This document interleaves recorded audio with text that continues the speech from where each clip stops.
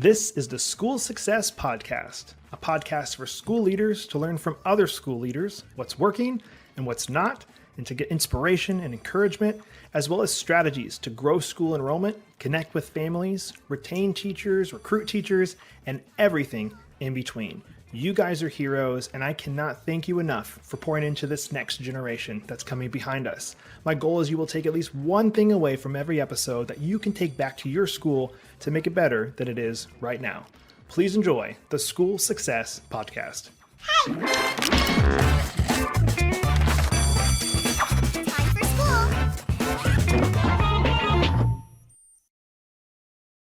Hey, school success makers. Today we're joined by a new friend of mine, Dr. Addie Ellis, at a beautiful Sacramento, California. We dive into a ton on this episode, and her and I could have easily talked for hours. It's a fun one. I hope you guys enjoyed it as much as I did. She is amazing, and her personality is top-notch and awesome. So enjoy the next episode of the School Success Podcast.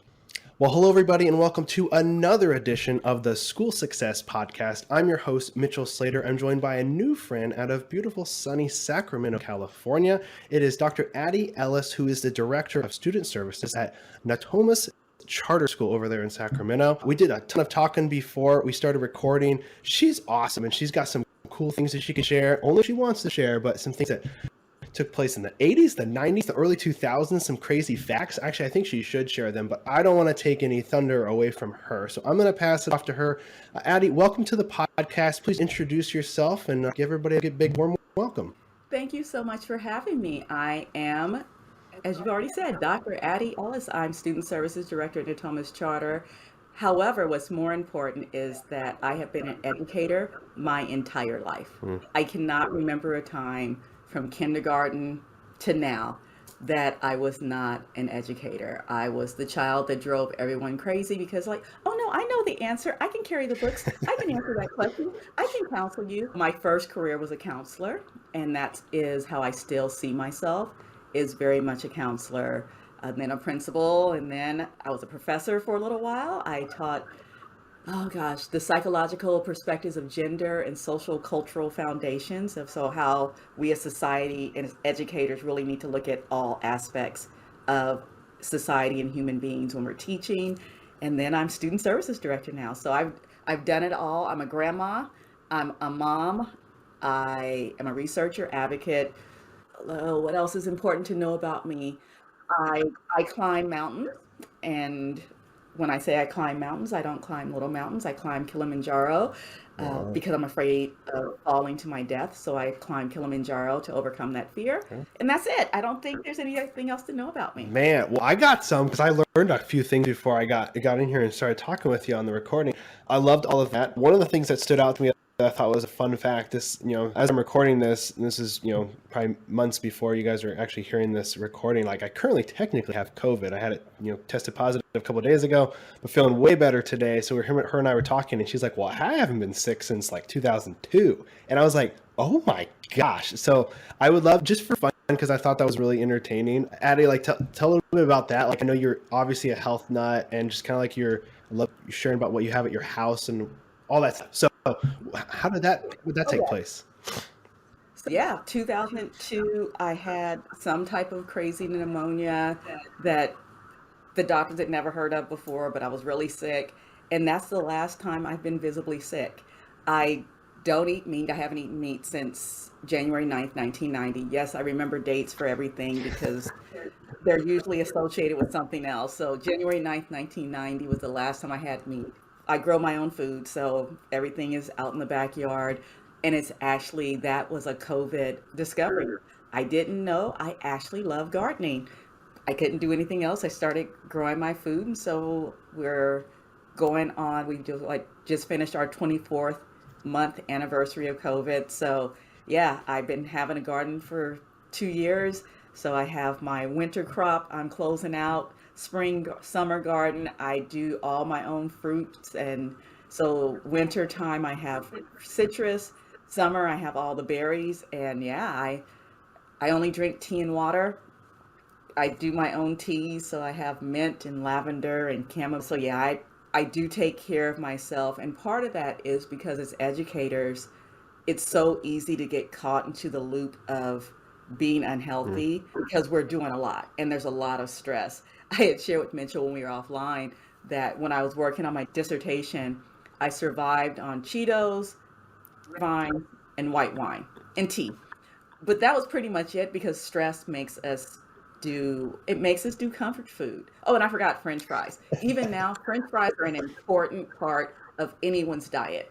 Nothing beat French fries and grilled cheese. Oh, I love it. And I told her, I said, this is a great thing. You're in education. So when all the kids are struggling with a test or getting nervous, you say, hey, tell your mom to go buy you some red vines, some French fries, and go take that test and get an A. And I think that's great. So I think that's all we want to talk about today. So I think we're good to hop off, I think, right? That's a good tip for everybody to take away. We can go. Oh, you totally go now.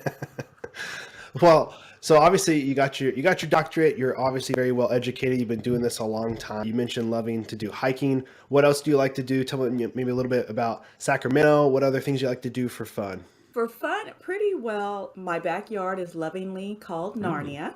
So everyone teases me because when I open the door, I go into the oasis and I'm in Narnia. So I write. I still research regularly because research is a passion of mine. People, you do that for fun? Like, yeah, I actually do that for fun. I like to research.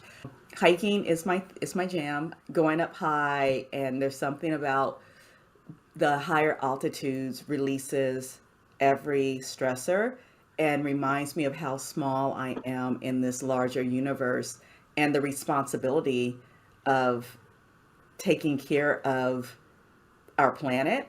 As part of taking care of our planet is taking care of our young people. So hiking, I cycle, so my road bike, and so I'll still ride occasionally. I'm a runner. Oh, the other fun fact, this is another COVID discovery. I hula hoop, and I love hula hooping. So I started with one hoop. I now have like 10 hoops. I have dance hoops. I have weighted hoops. I have all these different types of hoops. And another COVID discovery is dancing. So I've just recently taken up dance lessons, salsa, bachata, zouk, new style didn't know before, Chicago step. So dancing, another Man, love.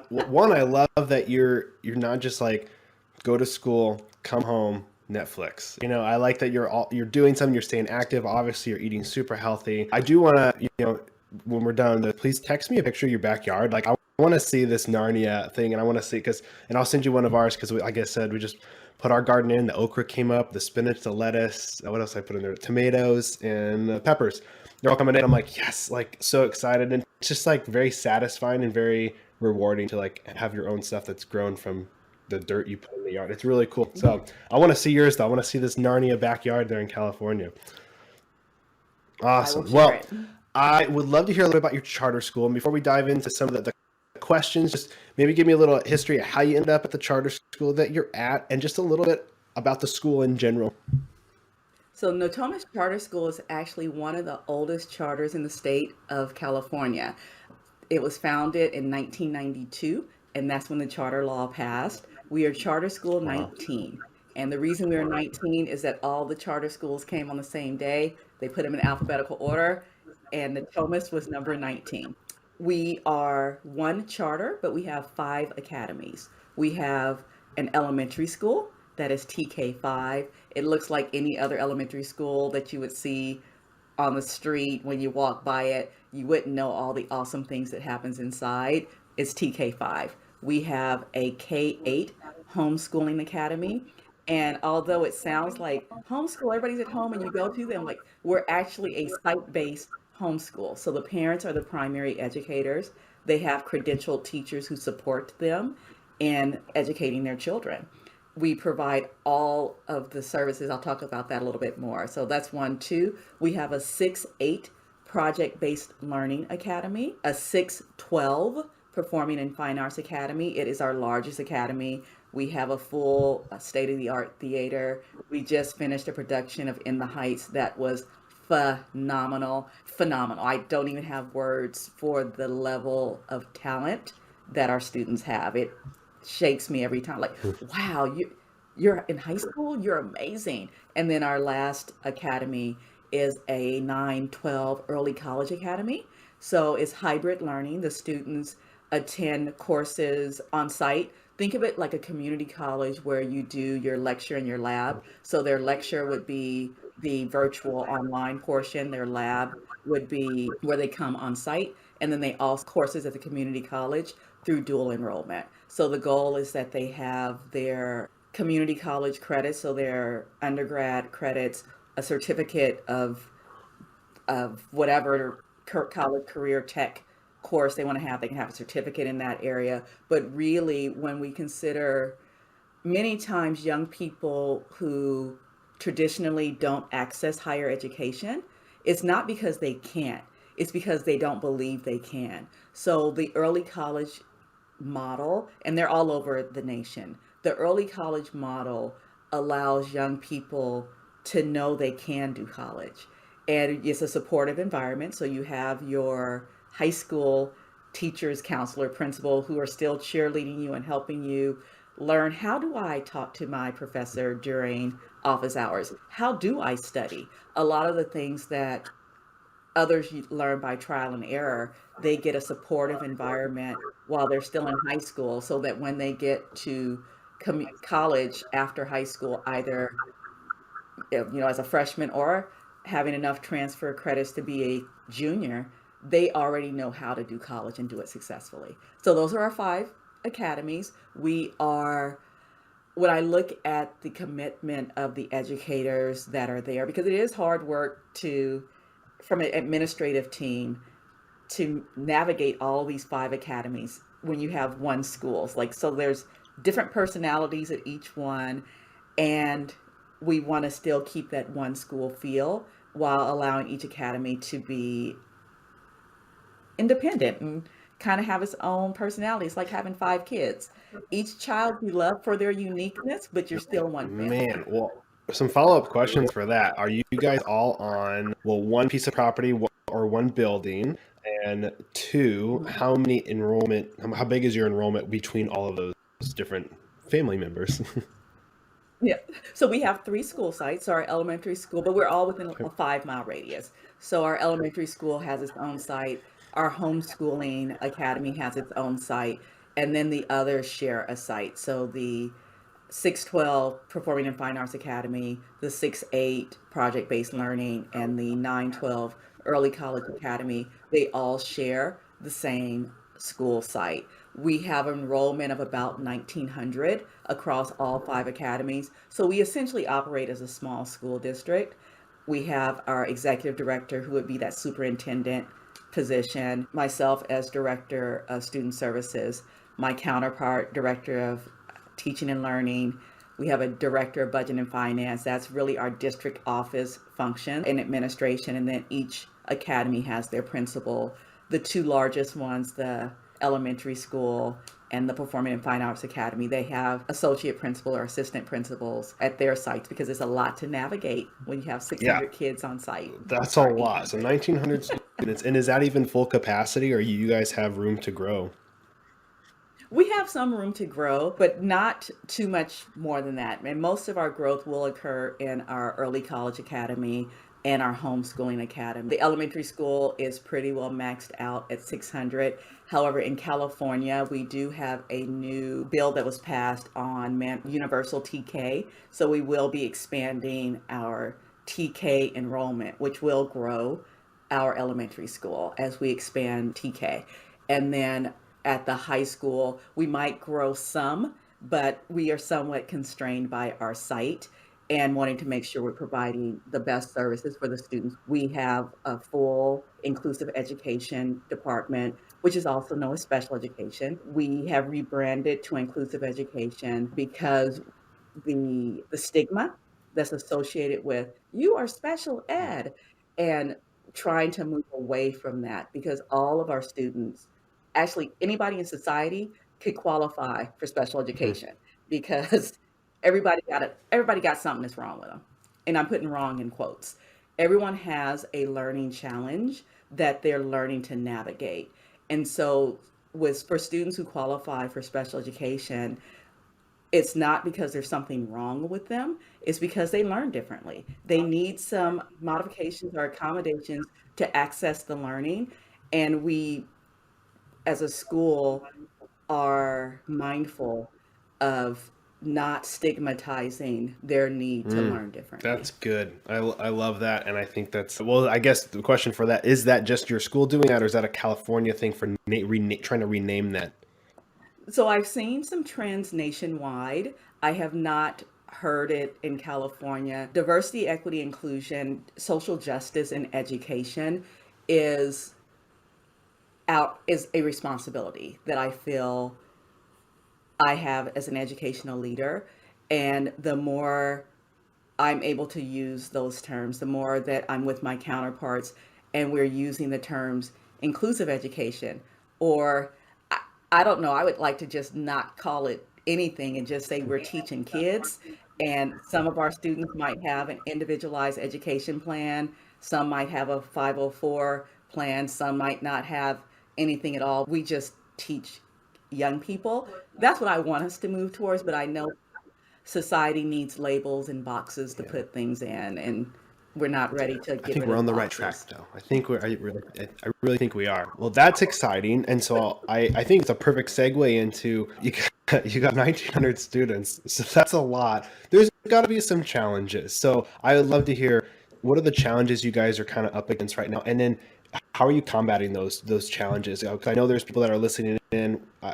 Some of the people I've interviewed, we got some people have 100 something students. We've had some people with, I think you might be the biggest so far that I've interviewed, but some people over 1,000. So like, you're going to have challenges that obviously maybe 101 would be like, oh my gosh, like I can't even imagine, but I know everybody can learn from each other. So I'm excited to hear, what are some of these challenges and how you guys are combating those? So one of the biggest challenges, and I think this is education wherever you go, is the misinformation of society on what public education is. Educators are vilified in ways that I sometimes just don't even fathom, especially with the COVID situation, pandemic, restrictions, whatever we want to say. At first, we were loved. Everyone, like, oh my gosh, teachers and educators do so much. And then as the pandemic wore on, somehow we became the villain in the story of you're keeping kids out of school. So that misinformation of who educators are and what we do is one of the challenges, and is helping people at our school understand that we're on your team. We are team your kid. Educators actually spend more time with other people's children than they do their own. And I need people to let that sink in, is that we spend time with other people's children more than we spend time with our own kids on a day-to-day basis. And the love that we put into our work, yes, there's always going to be those people who are looking for, like, I'm just ready for retirement, and they're curmudgeonly people who probably need to leave the profession. Most of us aren't.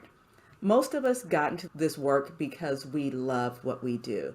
Similar to police people, fire people, we rush towards problems and challenges. We don't run away. So it's combating that misinformation and doing that through newsletters, through things like this podcast, being able to inform people that we are just like you. And when you're mean to us, it doesn't feel good, and it makes us want to run away because we don't like when people are mean, because we come from this from our heart. Even when we make mistakes, we're coming from our heart. I would think another challenge is shifting the practices. We have to remember that we're still utilizing a 19th century model in education, and we are in a 21st century phenomena that's morphing every day. When we look at the singularity perspective, and that's that before things were additive, and now we're getting into exponential growth that's caused by technology. So things aren't changing in a 1+1 anymore. It's 10 to the 100th power, and we're changing every day. And how do we keep up with it? So how do we align educational practices to match our new society, and really preparing kids for a world that we don't even understand? When I'm speaking to staff members or to those who want to listen to me, because I don't know if you've noticed, I talk a lot and I like to talk. When I'm having conversations, it's like we're preparing for our current students' grandchildren. We aren't teaching for now. We're teaching for how these current students are going to prepare a world for their grandkids. And when I look at that, it's what are we really teaching? I know that I don't want to get into political, what's right or what's wrong, but the fight of teaching history. We know that when we teach history, we've always done it with a 90-degree angle view. So we think of, we have angles 45, 90, 180, 270. The more that we open the aperture, so the more that we open it up and we widen that angle and we're able to teach history at a 270-degree view, that last 90, it gets really hard to do that because it gets into intersections and different perspectives and the individual. But if we can open that history up, that allows people to learn from the past, to not make those mistakes in the future. And that is part of aligning the practices to our current and future world. Everything from science, technology, engineering, arts, math, everything ties in together, and really allowing young people to explore. And that goes back to education before there was a formalized education. People learn through experiences. Like, okay, if I go out and I'm in this farm and I'm raking, I know that this is going to work and this isn't going to work. I'm a big proponent of letting kids play, especially TK through grades 2. My mom, she was early childhood educator, and she would say kids up until about 8 years old only need to learn how to get their toy back without hitting the other person. All they need to learn is how do I get my toy back without hitting the other person? And then the last challenge is mental health. Not just the mental health of our students, but the mental health of our staff and of our parents. People are struggling. We've had this shared trauma called COVID-19. You layer that on a lot of the political trauma that individuals have experienced. There's a lot. And people are struggling. They're struggling with self-medication. They're struggling with anxiety, depression. They're learning how to live with those constructs of anxiety, depression, social fears, self-medication. We're seeing as a trend in society, if we look at the research, that more and more young people are having suicide ideation, that they're self-medicating. In California, cannabis is legal. So it used to be that kids would get to their parents' liquor cabinets. Now they're getting to their parents' cannabis supply because they are able to cope. And as a school, what we are working on is increasing the education of the harms of self-medication, and also working on ensuring people have access to mental health supports. We are fortunate as a school, part of my department, shout out to student services, we have 2 mental health therapists, so marriage family therapists who work with us. We have 2 academic counselors. We have one who hybrids with academic and social emotional.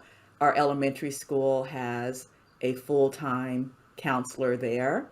We also have 2 school psychologists.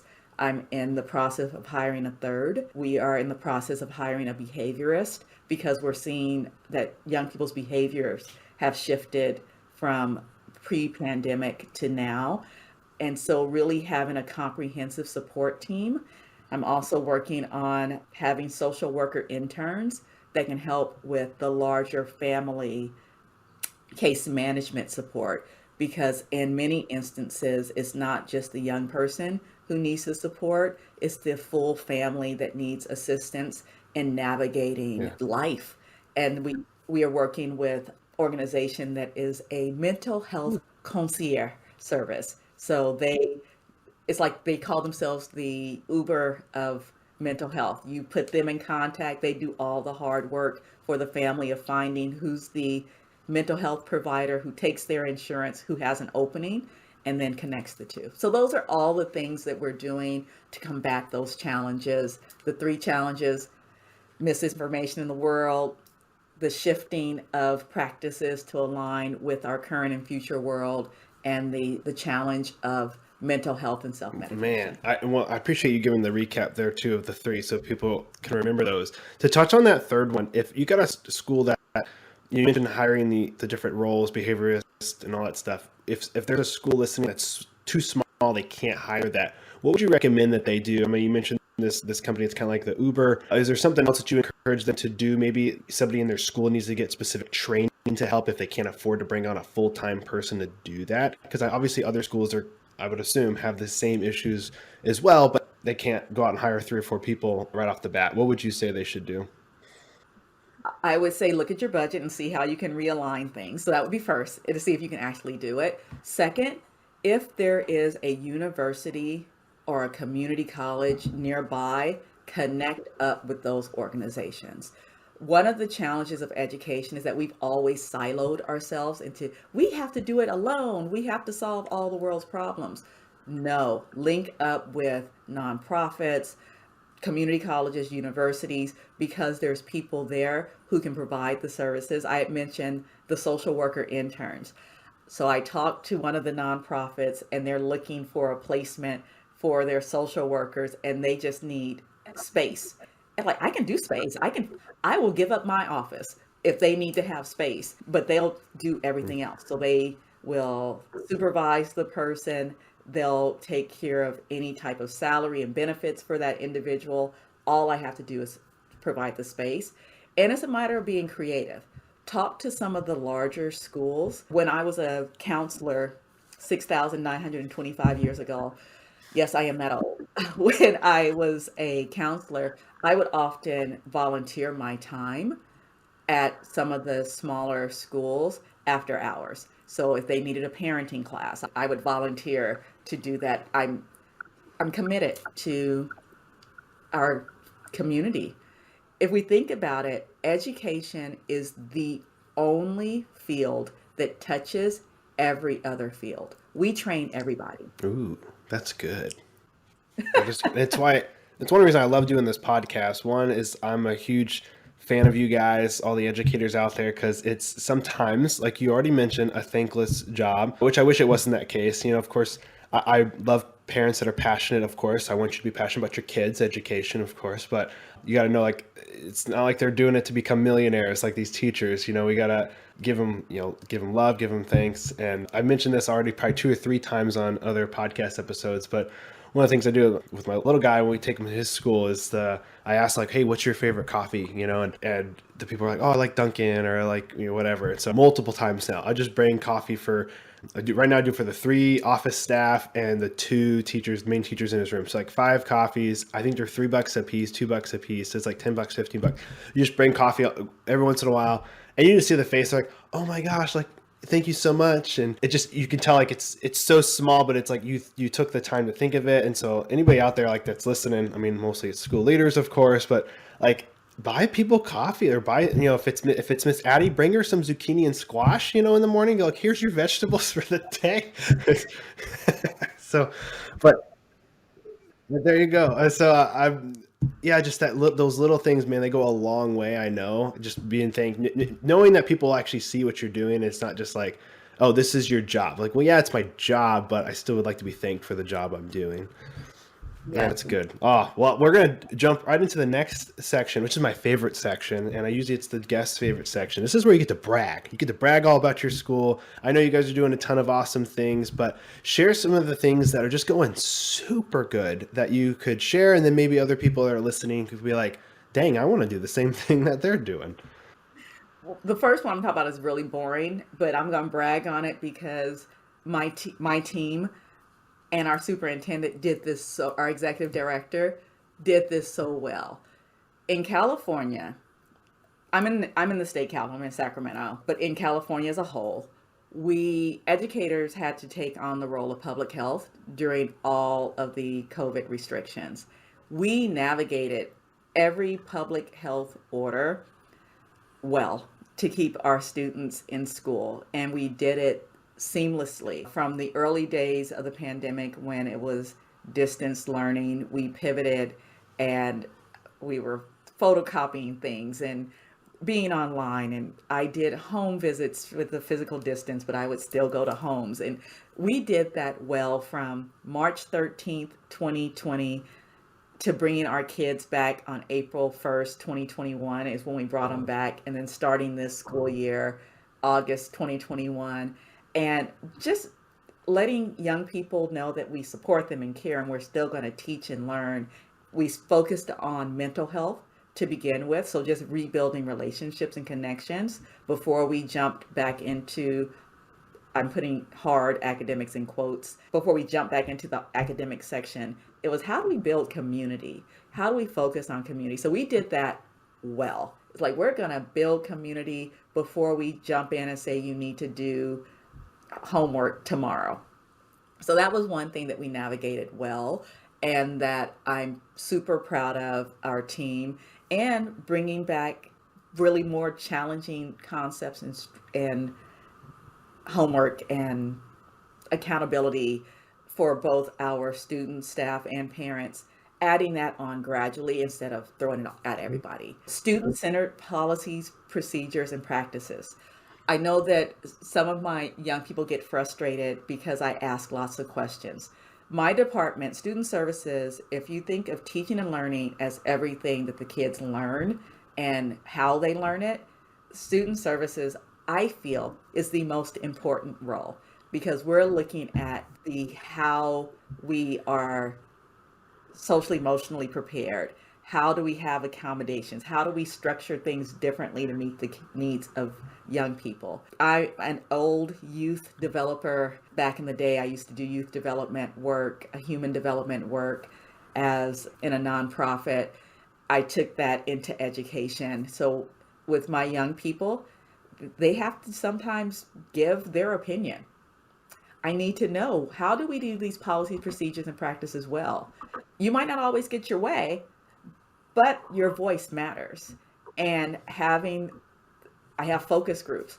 One of my young people, shout out, amazing young person, they, for their senior project, challenged our dance department on the dress code in dance, and looking at how dance has always come from a historical perspective of being Eurocentric. And they wanted to broaden that. They did primary source research. So they did that. They did surveys. They interviewed the dance department. They did focus groups with their peers. And they constructed a research project as a high school senior that they presented to the dance department and to our diversity, equity, inclusion team, like these, and with recommendations. Super excited for that. That shows how young people are not just recipients of what we give them, but they're active participants in their learning. So that makes me excited and happy, and I geek out whenever I like, oh my goodness. And I would tell them that working with you is the highlight of my day.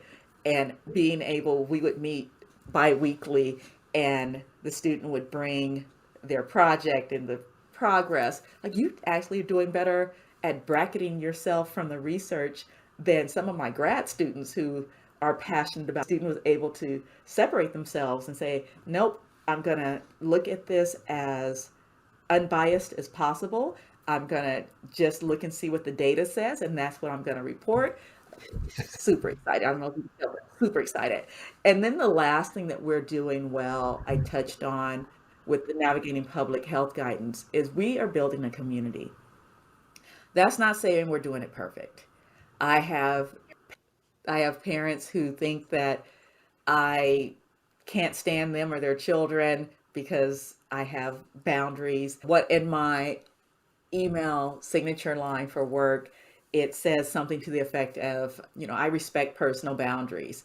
I don't answer emails after X time. You might not get a response within 24 hours because I may be doing something else. If there's an emergency, this is how you would reach me. And I stick to that. It's like, I believe in letting people know how to treat me. I'm not going to work until midnight responding to emails because I have to live. And building that community with our educators, helping them understand that we respect them as people and as educators. And it seems like those two things should go together, but sometimes it doesn't. Sometimes you have to bifurcate that educator part from the other person part. So in building the community, there's been people who've left. There's been parents who've left. There's been students who've chosen to leave. There's been staff that's chosen to leave because it is hard work. And we do have high expectations of providing support for our kids and for teaching our kids. I don't know how to describe when we're building a community, oftentimes community members want it their way. You said something important about parents being their children's best support. They are their best advocate. They want what's best for their child. If we think about the fact that you have your little one, you got a whole lot of eggs in that basket, and you want him to have all the wonderful things in the world. That's what every parent wants. As educators, we want that too. And in building the community, it's respecting that each part of the triangle, the parent, the student, the staff, we each have a role that we have to uphold to make sure that triangle stays solid. That's how you get your 90-degree angle sometimes. Sometimes it's a 180-degree angle. Sometimes it's a 45-degree angle because people have to give different things at different times. And we just respect that. So those are the three things that are going well that I'm excited about. Oh, and the last thing, our Performing and Fine Arts Academy, we brought back productions big time. So we have our visual performing arts, our music program. Watching them perform, I get chills and goosebumps because their teachers, amazing. The integration of the academic part with the performing arts part, they slide it together. We have, it's called the American Artist Project that our junior class social studies and English department does, where young people research someone, an American artist, and everything from Maya Angelou to, oh gosh, I can't think of anybody right now, Langston Hughes, and everyone in between. They do it, and they do it with excellence. And I can go on and on and on bragging about my school. We're awesome. Hey, there's nothing wrong with that. Brag about your school. You guys are doing some awesome things, and there's nothing wrong with bragging about your school and what you guys are doing. So obviously you love what you're doing. You've been doing it a while. Do you see yourself in this role for maybe another 50 years doing what you're doing? What do you think? 50? Yeah, no. Not 50. Educate, and it's funny when I say that I'm joking but not joking. It requires people to know when to transition to a different role. I've done a lot. When I was working on my internship hours, I was a campus monitor. I've been office staff. I was a counselor, like I said, professor, principal. I've done lots of different positions. And I had to know when it was time to transition out. So when I left K-12 education for about 7 years to teach at the university level because I had lost some of my spark. The number of angry phone calls and people not understanding and coworkers not understanding that kids' voices matter, and the diversity, equity, inclusion part. I don't even have words for that right now. All of those things took a toll. And I always said, if I was doing more harm to kids than good, I can get a job selling shoes and get a discount and I'd be okay. I'm gonna be able to make a living. But I couldn't leave education. So that's where teaching teachers and teaching counselors, that passion came in. And then one day I was sitting, after 7 years, I was sitting and I was in the parking lot of the church I attended, and I said, I think I'm ready to go back to K-12 education. And within 2 weeks, I had the position I'm in now. It was Providence. It was time for me to come back. And I know I still have lots to give to both the school that I'm at now, our charter school, and to the system as a whole, education system. And when it's time for me to go into the sunset, I will. And I will do it knowing that I gave all that I can give to a field that I am passionate about, to young people that I am thankful for. They teach me new things every day. And since when I look back, we plant seeds. As educators, we plant seeds, and many times we don't see what the product's going to be.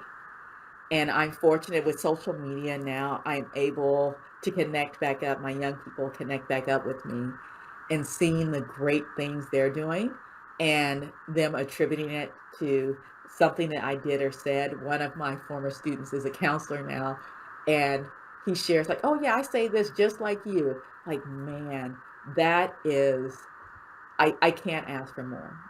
To leave a legacy of talking and sharing and growing people is something that I wouldn't change for the world. I love that. I love that so much. And I love that you mentioned the part about planting seeds. And that is exactly what you guys as school leaders and teachers are doing. You're planting all these seeds and all these students who are going into the world and doing all these different roles, different jobs, starting families, all these different things. And you might not see it, like you said. Yes, social media helps with that, which is truly is an awesome thing, and it does. But you might not see it. But knowing that you have helped impact, hopefully, again for the good or the bad. Hopefully, everybody who's listening, like, hey, I want to be the one that's influencing these students for good. Like, there's going to be these things for years and decades, and honestly, some of them generations to come. That your impact is going to make that big of a difference.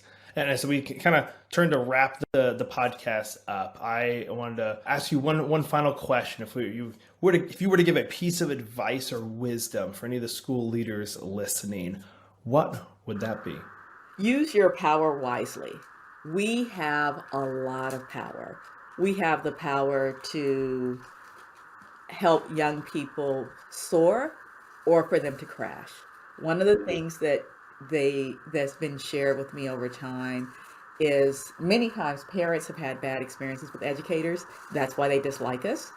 And we should never crush a child's dream. We should be the wind that helps lift them. And I hear, well, you want them to be realistic. No, I want you to dream and dream big. And I'm going to help you with the tools for that dream. And knowing whatever it is. I tell people to find their theme. Don't find the job you want, find the theme. So the theme in my life has always been the ability to have deep, meaningful impact and connection on the lives of others. No matter what job I do, I'm going to seek out that theme of how do I have deep, meaningful impact? How do I help others grow? So if somebody wants to be a surgeon, what do you really want to be? What are you hoping to accomplish in being a surgeon? You want to help others. Great. So you might not do it being a surgeon. It might be something else, but we're going to find that theme and give you the tools to reach the theme, not the job. So the advice, use your power wisely. Always speak life and speak joy, even in discipline, even in setting boundaries. We speak life. I said it earlier. We touch every single field in the planet. We teach teachers, we teach artists, we teach nuclear physicists, we teach athletes, we teach everybody. We have a responsibility to ensure that they're going into the world to make it a better place. That is so good. That is so good. Thank you, Dr. Addie. Thank you so much for giving up your time today to be on this podcast.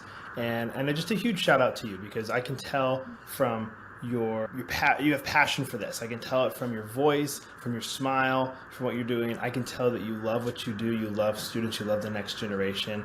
And I see that. And I just want to say thank you for what you're doing and encourage you to continue to do what you're doing, because people need some more Dr. Addie in their life, pouring into them and loving them and encouraging them. So thank you for all the years that you've done this, and I wish you a ton more years of pouring into that next generation, and wishing you and your school absolutely nothing but the best. Thank you. Well, a huge shout out and a thank you to Dr. Addie Ellis again for taking time to be on the podcast. I loved our chat. Again, I could have chatted for hours with her. She is incredible and is doing amazing things and loving students and pouring into those students. So wishing her and her school nothing but the best as they continue to grow. And as always, guys, I hope you're able to take at least one thing from today's episode, take it back to your school to make it better than it is right now. Or maybe it's like, you know what? I just need to grow a garden at my house. And if that's the case, that is awesome too. I'll take that as a win. If your school's looking to grow or connect better with the families that are a part of your school, or you're looking to get connected with more people in your community, we would love to hear from you. We love helping schools to grow, and you can find out more about us on our website, makers.com. That's makers.com. And I would love you to join our free private Facebook community for school leaders. It's called School Success Makers. Pretty straightforward, pretty easy. There's some awesome school leaders in there just waiting to hear from you, meet you, and able to pour into each other as you guys continue to grow and become even better school success makers. So I look forward to seeing you in the private Facebook community, and we'll be here next week with another awesome guest as usual on the School Success Podcast. We'll see you then.